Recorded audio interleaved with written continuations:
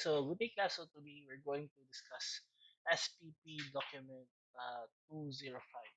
So for the introduction, so building administration and management goes beyond maintenance and upkeep functions. It requires the services of a multidisciplinary professional who can perform a wide range of functions for the efficient and economical operation and maintenance of a building, facility, or complex. So in post-construction services, the channels of communications are kept open among the building owners, operators, architects, engineers, builders, manufacturers, building research groups, utility providers, furniture and equipment vendors, and building administrators, property managers to provide access to information regarding the performance and upkeep of buildings. So the architect may be engaged as the building administrator and or property manager of a commercial, industrial, residential, or institutional building, facility, or complex to maximize the lifespan of the building in order to produce the maximum economic return.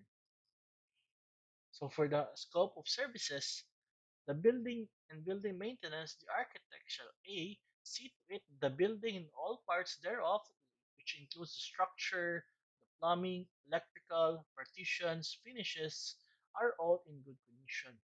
Then B. Formulate and enforce rules for the proper use of the building and facility, particularly in common areas and the emergency egress or exit areas. And C. Monitor security services. And D.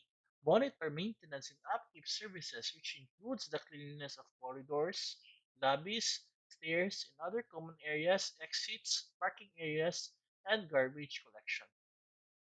So for the grounds and landscaping supervision, the architect shall A. Supervise landscape contractors and gardeners for the proper watering, pruning, trimming, and maintenance of the landscape, which includes both the hardscapes and the softscapes. B. Maintain orderly entrances, exits, and parking areas. And C.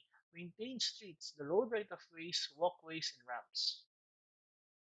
For the building equipment maintenance, the role of the architect is to assist the proper third parties in seeing to it that all equipment, air conditioning, sprinkler system, generators, transformers, telecommunications equipment, etc. are properly maintained and in good working condition. As the business development and management, the architect shall innovate schemes to attain maximum building occupancy and build the tenants for rentals and utilities. There's electricity, water, telephone, cable, gas, and other related use. For the post-construction evaluation, upon the request of the owner, the architect shall A. Evaluate the initial design program versus the actual use of the facility. Because the initial design program class might be a little bit different from the actual use. Okay, so a building might be intended solely for residential, but for the actual use of the facility, there might be cases when the owner decided to change its use. B. Determine the effectiveness of the various building systems and the material systems in use. C. Assist the proper third parties in evaluating the functional effectiveness of the design and construction process undertaken. And D. Study, research, and give solutions to any discovered, emerging, evolving defects and failures such as shrinkage, water seepage, and other problems in the building. This is referred to as forensic investigation in the building systems. It is referred to document 203 of the SPP. So for the manner of providing services, the architect may enter into contract with the owner in two possible ways.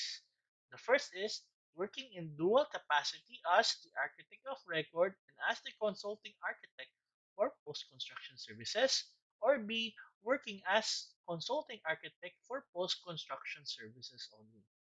And for the methods of compensation, it could be the percentage of gross rentals, maintenance, and security fees, or a monthly salary or fee. Okay, so that's it for our short lecture for this week on SPP document 205. If you have any further questions or clarifications, last regarding SPP document 205, you can send me an email or send me a PM on Facebook. Okay? So stay safe and see you next